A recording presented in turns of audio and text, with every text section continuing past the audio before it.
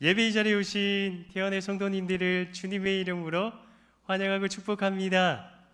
예배드림이 기쁨입니다. 기쁨의 자리로 불러주신 하나님께 영과 진리로 예배하며 나아가는 우리 모두가 되기를 주님의 이름으로 축복합니다. 본문의 말씀에 의지하여 능력 주시는 자 안에서라는 제목으로 말씀을 전하고 기도의 제목을 얻고자 합니다. 여러분은 삶에 가장 큰 의욕을 주는 것이 무엇인가요? 대부분의 사람들은 권력이나 돈, 직업이나 가족 등을 통하여서 힘을 얻습니다. 그러나 성도에게 가장 큰 힘이 되는 것은 예수 그리스도의 능력입니다. 성도님들 믿으십니까? 예수 그리스도의 능력 안에 거할 때 우리 가운데 역사하시는 성령 하나님의 일하심을 보게 됩니다. 그리스도께서 주시는 능력이 성도의 삶을 풍요롭게 합니다. 바울은 그리스도로 인한 자신의 삶에 관하여서 오늘 본문 말씀을 통하여서 말씀해 주고 있습니다. 8절부터 9절의 내용은 앞에서 살펴본 1절부터 7절까지의 그 내용의 연장선에 있는 말씀인데요. 1절에서 언급한 주 안에서 굳게 서기 위해서 신자가 반드시 갖추어야 될 덕목에 관하여서 8절 말씀을 통하여서 교훈하고 있습니다. 우선 바울은 그리스도인으로서 지켜야 될 신앙의 8가지 덕목에 대해서 소개하고 있는데요. 8절 말씀 다 같이 한 목소리로 함께 보도록 하겠습니다. 함께 봅니다.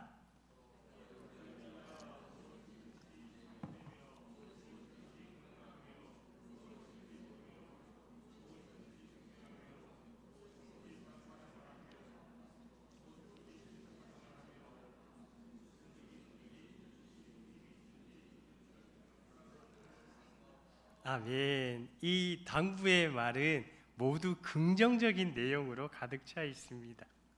바울은 빌립보 교회의 리더인 요디아와 순두개의 갈등으로 교회가 근심스러운 상황 가운데 있었습니다. 그럼에도 불구하고 꾸짖거나 책망하지 않습니다. 오히려 그들의 사역을 인정해주고 교회를 향해 그들을 도와주라고 당부합니다.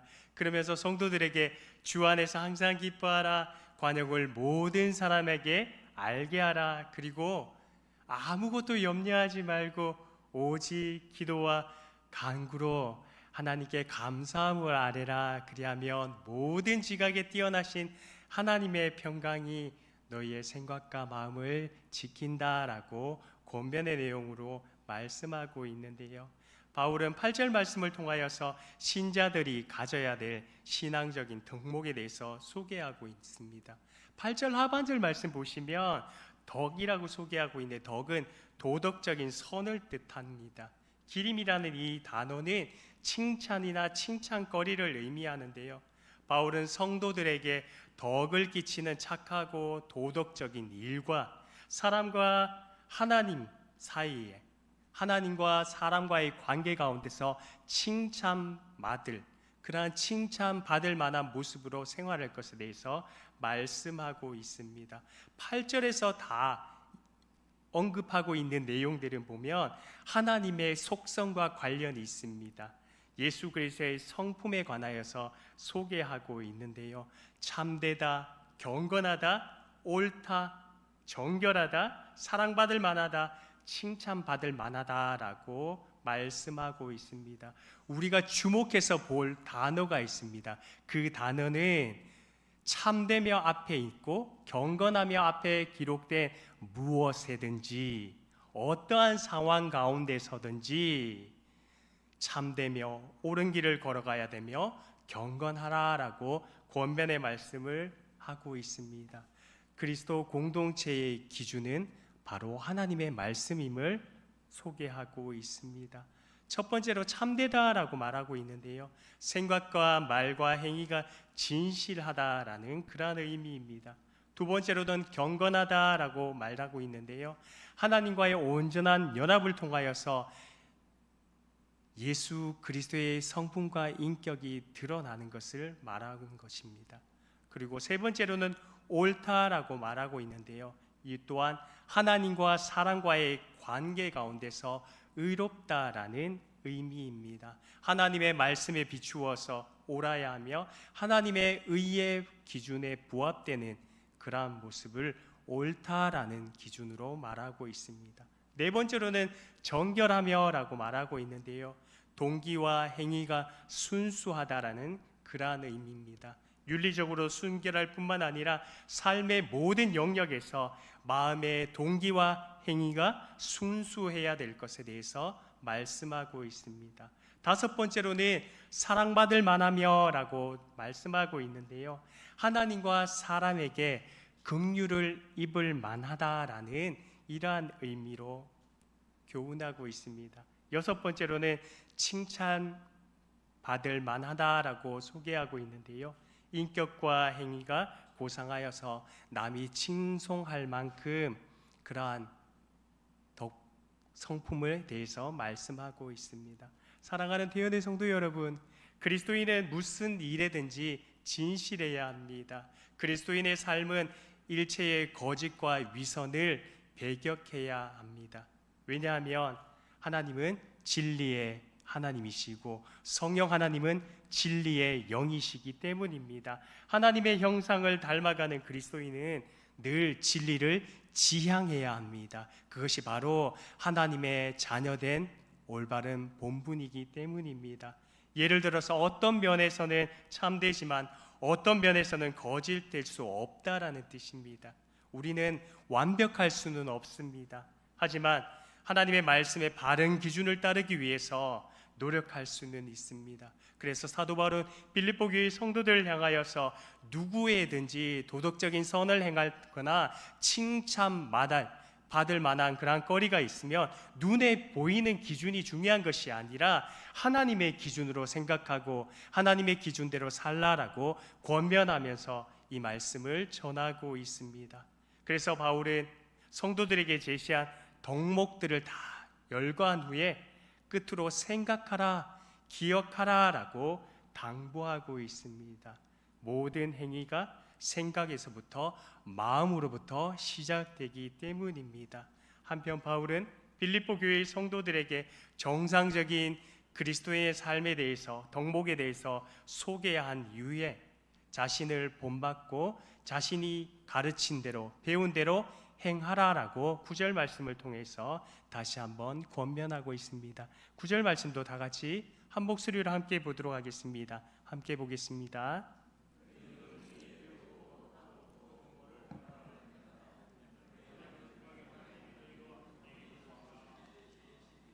아멘. 바울은 성도들에게 배우고 듣고 받고 본받을 그대로 행하라라고 권면하고 있습니다. 여기에 주목해서 볼 단어는 행하라라는 이 단어인데요, 이 동사는 단회적으로 일시적으로 끝나는 행위가 아니라 지속적이고 반복적으로 행할 것에 대해서 말씀하고 있습니다. 반복적인 동작의 개념으로 행하라라는 이 단어를 사용하면서 권면하고 있습니다. 8절에서 이것들을 생각하라라는 권면과 마찬가지로 지속적이고 반복적인 실천을 요구하고 있습니다. 주목할 점은 이러한 내용들이 기독교의 덕목일 뿐만 아니라 이미 하늘 시민권을 가진 천국 시민으로서 행해야 될 그러한 덕목임을 말씀하고 있습니다. 바울은 서두에서 1장 3절부터 11절 말씀을 통하여서 빌립보 성도들에게 감사와 사랑을 표현했습니다. 그 감사와 사랑을 표현하는 그 모습처럼 마지막 단락인 4장에 와서도 성도들을 향한 감사와 사랑의 표현을 하고 있는데요, 그 표현의 내용들이 바로 10절 말씀입니다. 10절 말씀도 다 같이 함께 보도록 하겠습니다. 함께 보겠습니다. 내가 주 안에서 크게 기뻐함은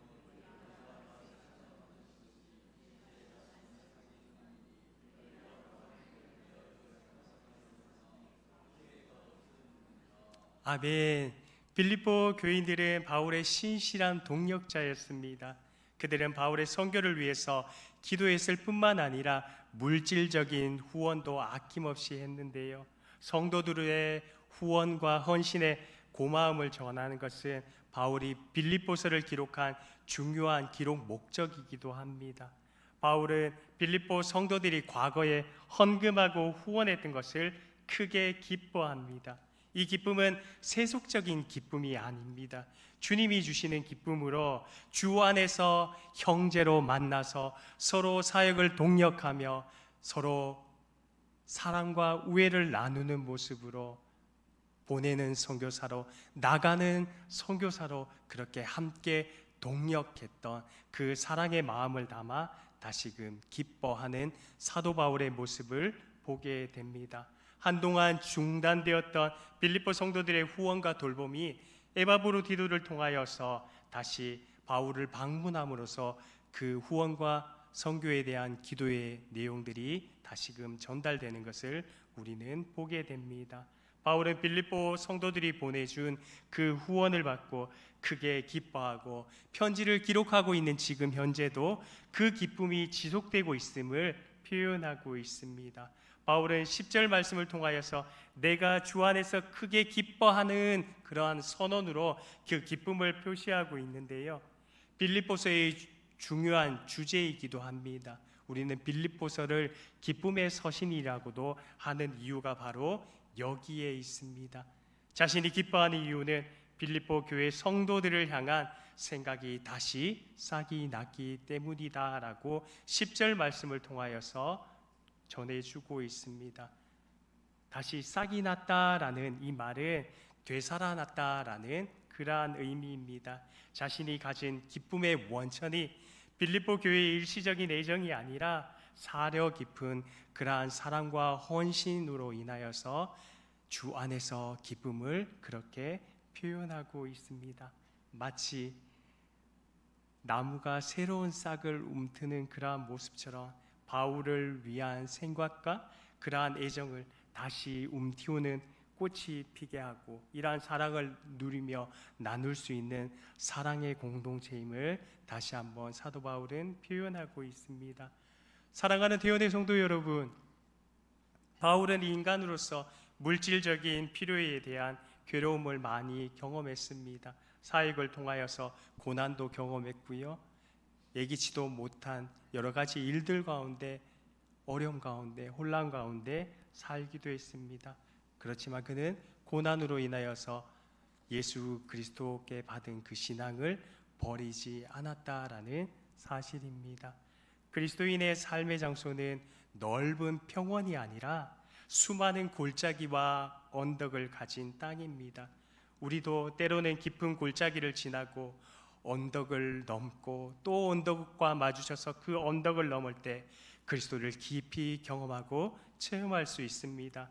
때로는 하나님은 우리를 비천한 상황 가운데 두시기도 하고 좋은 상황 가운데 그렇게 두시기도 한다는 사실을 기억하셨으면 좋겠습니다. 그리스도인은 이 땅을 살아가는 나그네입니다. 이 땅을 살아가는 거류민입니다. 베드로 사도도 이렇게 권면하고 있는데요, 베드로 전서 2장 11절 말씀 제가 읽어드리겠습니다. 사랑하는 자들아, 거류민과 나그네 같은 너희를 권하노니 영혼을 거슬러 싸우는 육체의 정욕을 제어하라. 아멘. 베드로 사도도 그리스도를 추종하고 따르는 모든 하나님의 백성들을 향하여서 거류민이다, 나그네다라고 칭하고 있습니다. 이 땅의 나그네로 살면서 본향인 하늘나라의 시민다운 모습으로 우리는 살아야 합니다. 세상에 집착하지 않고 자족하며 하나님께서 가르쳐 주신 말씀에 순종해 나가는 삶을 살아갈 때 우리는 이 땅에 비록 거류민으로 나그네로 살아가지만 하늘의 소망을 품고 하늘의 유업을 가진 자답게 당당하게 세상 가운데서 넉넉히 승리하며 살아갈 수 있음을 기억하셨으면 좋겠습니다. 사도 바울은 빌립보 교회 선교 후원에 감사를 표합니다. 그러나 바울이 궁핍해서 더 물질이 필요해서 추가적인 후원이나 원조를 바라는 것은 아니었습니다. 그는 11절 말씀을 통하여서 어떠한 형편이든지 나는 그리스도 안에서 자족하기를 배웠다라고 강력하게 선포하고 있습니다. 11절 말씀인데요, 11절 말씀도 다 같이 한 목소리로 함께 보도록 하겠습니다.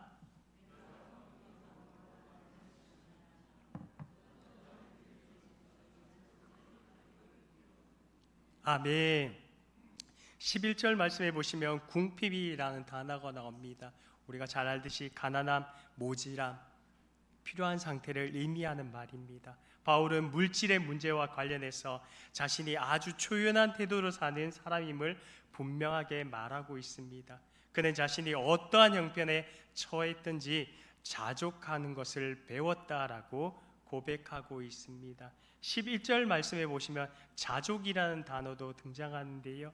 만족, 자기 충족이라는 뜻으로 충분하여서 마음이 흡족한 상태를 의미합니다. 외적인 환경에 구애를 받지 않은 독립심을 의미합니다. 종종 다른 사람의 도움을 받지 않고 스스로 일을 해나가는 태도나 마음 자세를 뜻하기도 합니다. 이 자족이라는 단어는 그 시대를 잘 반영하는 단어이기도 합니다. 이것은 스토아 철학자들이 추구했던 최고의 선이었습니다. 그들은 인간의 노력으로 자족하는 삶을 인간의 힘과 의지로 해 나갈 수 있다라고 가르쳤습니다. 그러나 사도 바울은 주 안에서 자족하기를 배웠다라고 말씀하고 있습니다. 배웠다라는 이 말은 경험을 통하여서 체험했다, 습득했다라는 그러한 뜻입니다. 사도 바울은 그리스도의 복음의 사역자로서 사도로서 온갖 고난을 이겨냈습니다. 복음 전파의 사명을 전하는 그러한 삶을 통하여서 스스로 예수 그리스도 안에서 자족하는 법을 배웠습니다. 이처럼 자족하는 신앙은 결코 게으름을 옹호하거나 경제 활동을 포기하는 그러한 것을 요구하지 않는다는 것입니다. 자족하는 신앙은 주어진 환경 가운데서도 최선을 다해서 일하며 물질과 관련하여서 초연한 자세의 모습을 보이는 것을 말씀하는 것입니다. 자족할 수 있는 것은 자신의 분수를 아는 그러한 겸손한 사람만이 할 수 있는 일입니다. 그래서 바울은 심한 굶주림과 환난과 핍박 가운데서도 감사했습니다. 안전하고 풍부할 때도 그는 교만하지 않았습니다. 늘 하나님 앞에서 겸손히 행했습니다. 우리는 바울에게서 한결같은 신앙인의 모습을 배워야 합니다. 하나님은 우리의 모든 것을 아시는 분입니다. 우리의 처한 상황과 환경을 누구보다도 잘 아시며 우리에게 필요한 양식을 날마다 공급해 주시고 우리를 가장 선한 길로 인도하시는 분입니다. 모든 상황 가운데서도 우리가 해야 될 것은 하나님을 전적으로 신뢰하는 것입니다. 사랑하는 성도 여러분, 주님 안에서 자족하는 신앙인이 되기를 주님의 이름으로 축복합니다. 마지막으로 사도 바울은 능력 주시는 자 안에서 든든히 승리할 수 있는 그 승리의 비결에 대해서 말씀하고 있는데요. 바울은 자족하기를 배웠다라는 이 말에 더 구체적으로 표현하면서 덧붙이는 말씀이 있습니다. 12절과 13절 말씀인데요. 12절과 13절 말씀 한 절씩 교독하도록 하겠습니다. 제가 먼저 12절 말씀 봉독합니다. 나는 비천에 처할 줄도 알고 풍부에 처할 줄도 알아. 모든 일 곧 배부름과 배고픔과 풍부와 궁핍에도 처할 줄 아는 일체의 비결을 배웠노라.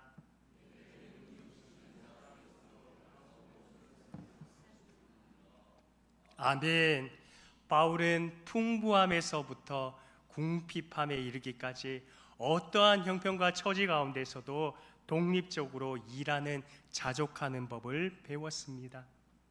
자족하기를 배운 사람은 어떠한 상황 가운데서도 믿음으로 대처하는 법을 터득하게 됩니다. 이것이 바로 신자의 놀라운 특권입니다. 신자는 물질적으로 어떠한 상황에 처해 있든지 극복할 수 있는 힘을 하늘로부터 공급받을 수 있음에 대해서 사도 바울은 말씀하고 있습니다. 우리는 하나님의 권능의 날개 아래, 보호의 날개 아래 거하는 하나님의 자녀이기 때문입니다. 배부르고 풍부할 때는 누구나 걱정 없이 살 수 있습니다. 그러나 배고프고 궁핍할 때는 견뎌내기가 힘듭니다. 비천한 중에도 믿음의 굳은 의지로 자신의 처한 상황을 극복해낼 수 있는 사람이 바로 진짜 신앙인임을 사도 바울은 빌립보 교회의 성도들을 향하여서 지금 우리를 향하여서 교훈하며 권면하는 말씀입니다. 마지막으로 13절 말씀도 제가 다시 한번 읽어드리도록 하겠습니다. 내게 능력 주시는 자 안에서 내가 모든 것을 할 수 있느니라. 아멘. 사도 바울은 내게 능력 주시는 자 안에서, 예수 그리스도 안에서 내가 모든 것을 감당할 수 있다라고 자신 있게 선언하고 있습니다. 신자에게 가장 중요한 것은 주 안에서 견고하게 설 수 있느냐 없느냐에 달려 있음을 사도 바울은 말하고 있습니다. 왜냐하면 능력의 원천이 바로 예수 그리스도이시며 이 능력을 행하시는 분이 성령 하나님임을 사도 바울은 누구보다도 명확하게 알고 있었습니다. 그는 끊임없이 복음 사역을 감당하였지만 연약한 질그릇 같은 그러한 깨지기 쉬운 존재 안에 예수 그리스도라는 그 보배로운 가치가 있었기에, 또한 연약한 몸 가운데 역사하시는 성령 하나님의 역사하심을 목도하고 바라볼 수 있었기에 그는 끝까지 하나님의 부르신 그 사명의 길을 달려갈 수 있었습니다. 하나님께서 우리를 자녀 삼아주시고 예수 그리스도를 통하여서 구원을 주신 이유가 바로 여기에 있습니다. 하나님이 부르시는 사명의 자리에서 우리는 사도 바울의 모습과 같이 어떠한 환경과 역경과 어려움이 있을지라도 내 인생의 주인 되시고 나의 구원자 되시는 예수 그리스도만을 따르며 예수 그리스도만을 섬기며 예수 그리스도로부터 주어지는 그 능력 가운데 살아갈 때에 우리는 세상 가운데서도 넉넉히 이겨낼 수 있는 승리자의 삶을 살아갈 수 있음에 대해 사도 바울은 말씀하고 있습니다. 주님 안에 거할 때, 예수 그리스도 안에 거할 때, 예수 그리스도 안에 믿음의 뿌리를 내릴 때 우리는 우리의 힘이 아니라, 우리의 경험이 아니라, 우리의 지식이 아니라 참 포도나무이신 예수 그리스도의 그 능력이 연약한 가지를 통하여서 싹이 나고 꽃이 피고 열매를 맺을 수 있도록 해주신다는 사실을 늘 기억하셨으면 합니다. 하나님으로부터 주어지는 그 능력을 사모하며 살아가는 우리 모두가 되기를 주님의 이름으로 축복합니다. 말씀을 맺겠습니다. 이 세상을 살면서 성도들은 풍부에 처할 줄도 알고 비천에 처할 줄도 알아야 합니다. 이것이 바로 자족하는 마음이며 삶의 자세입니다. 잠언 30장 8절부터 9절까지의 말씀은 아굴의 장원인데요, 제가 이 말씀 읽어드리고 말씀을 마무리하도록 하겠습니다. 잘 경청해서 들어주시기 바랍니다. 혹 내가 배불러 하나님이 누구냐 하는 교만에 빠지지 말게 하시고, 혹 내가 가난하여 도둑질하고 하나님의 이름을 욕되게 하지 않도록 오직 필요한 일용할 양식으로 나를 먹이시옵소서. 아멘. 아굴은 하나님을 향하여서 이렇게 고백합니다. 내가 배가 불러서 하나님을 모르는 그러한 교만 가운데 빠지지 않게 하여 주시고, 내가 하나님을 믿는다는 자녀로 살아가지만 찌질이도 가난하여서 하나님의 이름에 먹칠을 하는 그러한 모습으로 살아가지 않도록 하나님 하루하루의 일용할 양식으로 족할 수 있도록 나를 먹여 주시옵소서라고 기도하며 간구하고 있습니다. 참으로 지혜 있는 기도이며 마음의 소원이라는 생각이 듭니다. 바울도 오랜 시간 동안 감옥에서 보냈습니다. 가이사라 감옥에서 2년을 보냈고 로마의 성도의 가택연금 상태로 2년을 보내게 됩니다. 그래서 그는 천막을 만드는 그러한 생계를 꾸리는 일조차 할 수 없어서 몹시 궁핍하고 가난한 처지에 놓여 있게 됩니다. 그러나 사도 바울은 그 궁핍에 연연하지 않았습니다. 물질의 궁핍으로 슬퍼하거나 복음을 전하는 일에서 위축되지 않았습니다. 먼저는 주 안에서 기뻐했습니다.